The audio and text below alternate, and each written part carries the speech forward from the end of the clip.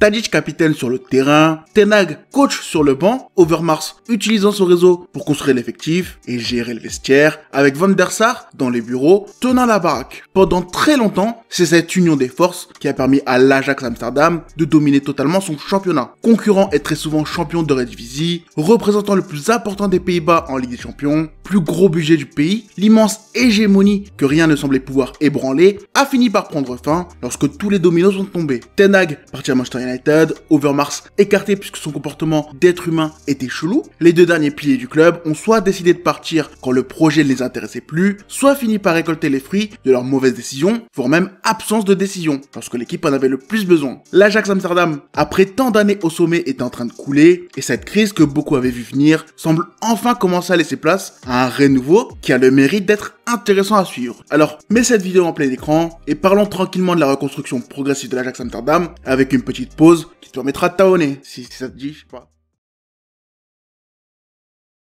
Si le départ d'Erik ten Hag pour Schreuder était censé être un simple passage de flambeau entre deux coachs de l'Ajax, c'est avant tout cet événement qui fait partie des déclencheurs de l'énorme crise du club. Dès sa nomination, Schreuder comprend qu'il arrive dans un bourbier, puisque l'effectif compétitif avait été décimé par les ventes importantes de titulaires, des investissements conséquents avaient été mis en place, mais malheureusement, les recrues n'étaient absolument pas les bonnes. On se rappelle que c'est à ce moment-là que Lucas Ocampos, Jorge Sanchez et tant d'autres débarquent dans le vestiaire et réduisent à néant tout le travail passé. Le Joe Amstra Huntelaar ont donc affaibli l'effectif avant même qu'elle ne joue, une immense preuve de leur incompétence, mais surtout un problème important pour la suite. Tactiquement, aucun profil de l'été n'a réellement répondu aux attentes ou aux problématiques. Les deux coachs qui se sont succédés ont forcé, mais n'ont jamais réussi à trouver une vraie alchimie. Tadic s'est retrouvé aligné en tant qu'ailier droit, Bergwijn, en qui je croyais beaucoup, a totalement coulé, et parmi les talents du centre, seul Jorel Ato aura une vraie chance. Malgré la saison impressionnante de Mohamed Kudus en tant qu'offensif, dépannant absolument tous les postes, pour sa première saison sans Overmars et Ten Hag, l'Ajax est expulsé de son trône. Le vestiaire qui jusque-là était clairement une force se retrouve totalement délabré, les 11 alignés sont totalement incomplets voire même ignobles, les anciens ne réussissent pas vraiment à élever le niveau sur la durée, les jeunes du centre sont pour la plupart écartés ou mal utilisés, la direction et la gestion interne enchaînent les échecs, les décisions stupides, au point de changer une troisième fois le nom d'entraîneur. Et tu sens que même si le club coule, même si la situation s'empire, le fond n'a pas encore été touché. L'Ajax est en train de sacrément chuter, mais rassurez-vous, le pire arrive. Pour la saison 2023-2024, Mislintat se retrouve à la tête du sportif.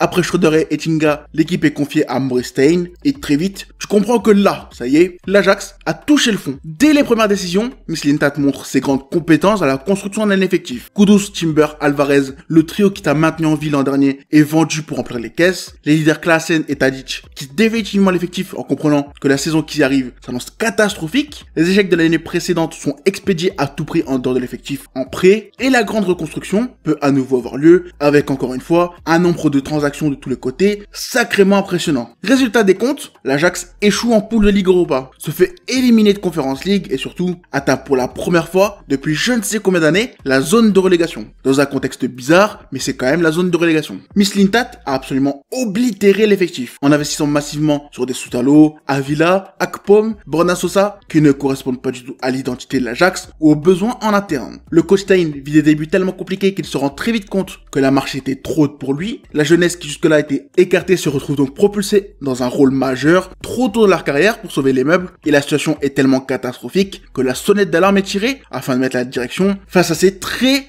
nombreuses erreurs. Chacun des directeurs mis en place est absolument incapable de construire quelque chose de cohérent, l'effectif en plus d'être incomplet n'a aucun sens et surtout ne correspond pas à l'identité du club. Les performances européennes sont honteuses et pour l'instant, les autres tops équipes de Eredivisie sont en pleine expansion. L'Ajax se retrouve donc en échec sportif, puisque pour la seconde saison de suite, le club ne remporte aucun titre et surtout n'arrive même pas à se qualifier en Ligue des Champions. Économiquement, les investissements massifs sont quasiment tous des échecs qui perdent en valeur, la structure salariale du vestiaire perd en logique, rendant la grille illisible et surtout, tu en deviens dépendant des ventes encore plus, puisque l'argent de la LDC a disparu. En termes de gestion, tu n'as aucun pilier pouvant t'aider, chacune de tes nominations à n'importe quel poste est absolument honteuse, et l'identité forte de l'Ajax disparaît petit à petit, que ce soit sur le terrain ou bien en interne. Le club coule donc, et si John Van Chip, nommé coach, permettra d'éviter le pire en seconde partie de saison en réussissant à se qualifier en Ligue Europa, le chantier qui s'est pas mal épaissi représente clairement trop de travaux pour être réglé en une seule fois. Ce qui fait qu'on peut dire officiellement que oui, l'Ajax a touché le fond. Pour réussir à reconstruire quelque chose de solide, pour retrouver sa place de grand et remonter la pente qu'ils se sont eux-mêmes savonnés, pas mal de sacrifices nécessaires ont été faits pour se relever. Sous les conseils de Louis van Gaal, énormément de changements ont lieu en interne avec Van Praag, Alex Kroos ou bien même des Marine Bucker, je crois que ça se prononce comme ça, désolé, qui prennent la place d'anciens clairement plus en adéquation avec les besoins ou l'identité moderne de l'Ajax. L'équipe est confiée à un coach italien qu'on connaît en France, Francesco Farioli, qui sort d'une saison intéressante à Nice et qui a accepté de relever le défi. Si ses idées de jeu ne collent pas totalement à celle de l'Ajax, c'est sa capacité à remplir son rôle dans des conditions difficiles. Et ses résultats qui ont clairement eu une grande influence sur la direction, qui comprend que redevenir un géant se fera étape par étape. La première sera difficile, il faut réussir à faire un grand ménage, construire les nouveaux piliers de l'équipe et surtout retrouver un peu de stabilité et de paix en interne. L'arrivée de Farioli était donc un choix stratégique et réfléchi, appuyé en interne et surtout en connaissance de cause. Lui était conscient des inconvénients qui allaient débarquer cette saison, il était conscient du bourbier dans lequel il mettait les pieds et c'est à mettre à son crédit qu'il a accepté la mission qui lui était présentée. Je l'ai déjà dit mais le budget de l'Ajax était un vrai problème, un bel héritage du passage de Mislintat en interne, d'ailleurs marrant de voir que c'est pareil à Dortmund et les conséquences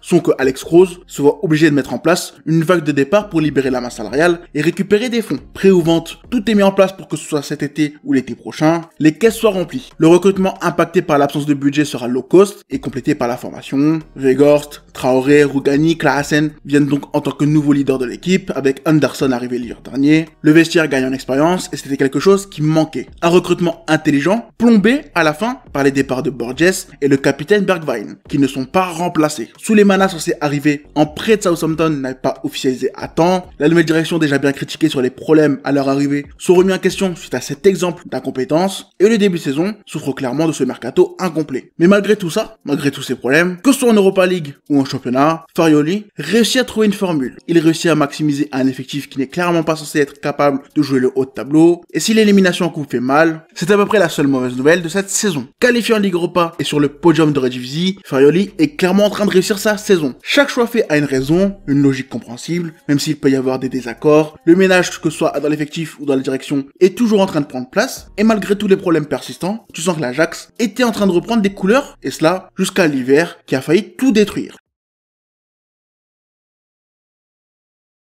Alors que l'équipe semblait retrouver des forces, alors que l'effectif répondait plutôt bien aux attentes, le mercato hivernal a failli mettre à mal la saison. Henderson et ses envies de départ ont fait leur retour, et Monaco a tenté un coup de Trafalgar qui finalement n'a pas fonctionné. L'ailier tant attendu n'avait toujours pas de nom ni de visage, quelques départs ont lieu notamment en prêt pour réduire à nouveau la masse salariale et prévoir des entrées d'argent pour l'été, mais surtout, deux ventes ont lieu. Diantre Amage, le gardien remplaçant, rejoint Dortmund pour 5 millions, une offre sûrement difficile à refuser, et surtout, David Rensch, le latéral droit formé au club, en place depuis des années, part à Rome pour découvrir de nouveaux horizons. Deux départs qui créent donc deux chantiers, et si le premier est réglé par un prêt du gardien brésilien de Braga, le second n'avait toujours aucune nouvelle arrivée. La peur s'est donc installée chez les supporters, qui s'attendaient à voir leur direction faire une nouvelle erreur qui aurait pu être fatale. Quelques pistes sortent sans aucun sens, comme l'ancien de la maison Yuri Rieger, qui après son départ s'est pu s'installer comme un milieu qu'un latéral. Et contre toute attente, c'est lui qui débarque. La gronde se fait donc ressentir, mais les plans en place deviennent enfin publics quand Lucas Rosa et Oliver Ederson débarquent, comblant enfin les deux gros chantiers de l'hiver. Enfin, l'Ajax a un effectif plutôt complet, enfin Farioli a les joueurs dont il a besoin, et direct, les conséquences sur le terrain sont visibles, puisque l'équipe sécurise la qualification face à l'Union Saint-Gilloise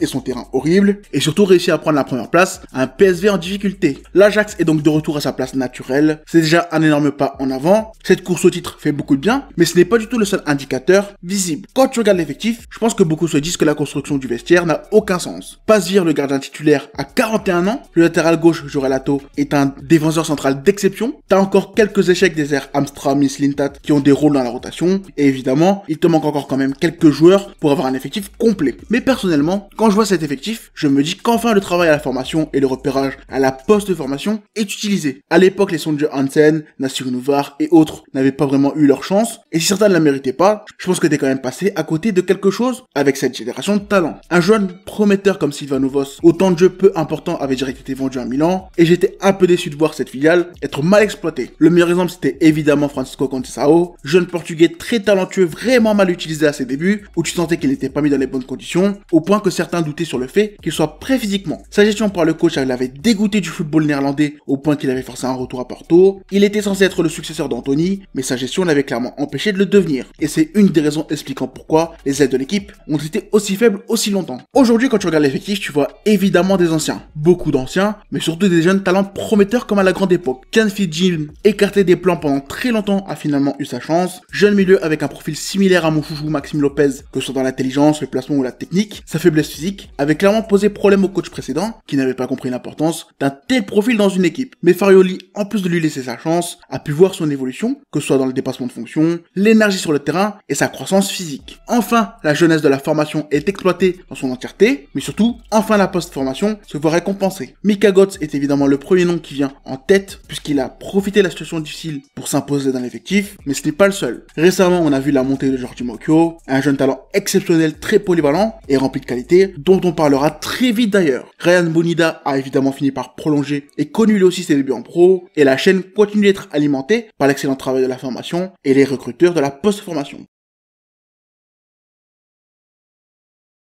L'Ajax Amsterdam est clairement en train de revenir en force, que ce soit dans l'effectif, la direction, les résultats, ou bien même la stratégie en place. Je comprends que même si tout n'est absolument pas parfait, la dynamique est enfin de nouveau positive, et c'est une excellente nouvelle. Si la première place est pour l'instant acquise avec un certain nombre de points assurant une sécurité, elle n'est pas assurée, parce que le duel avec le PSV sera intense, surtout au vu de la claque qu'ils viennent de se prendre contre Arsenal. Que ce soit sportivement ou économiquement, ce sera une étape plus qu'importante, puisque cet été, tu vas devoir continuer l'immense chantier en cours. Comme je l'ai dit, tu as mis en place de nombreux prêts avec des options d'achat qui vont aider financièrement cette reconstruction, mais tu vas aussi avoir de nouveaux chantiers, des départs importants qui pourraient aider avec Brobé, Atto et Taylor sur les radars de pas mal de clubs. Et surtout, tu vas devoir réussir à garder les talents les plus jeunes. Je le répète parce que c'est important, tout n'est évidemment pas encore bien. Tu as encore quelques zones d'ombre, quelques problèmes importants à gérer, notamment en interne, mais tu as enfin un élan positif. Et cet été, on va voir si la continuité du chantier sera bien gérée, ou si, encore une fois, les mauvaises décisions et les erreurs vont ressurgir. Bref, c'était une petite vidéo très longue à produire pour parler d'un des clubs européens les plus intéressants ces dernières années. Dis-moi dans les commentaires s'il y a un sujet de vidéo que t'aimerais bien, et on se revoit très bientôt. Ciao.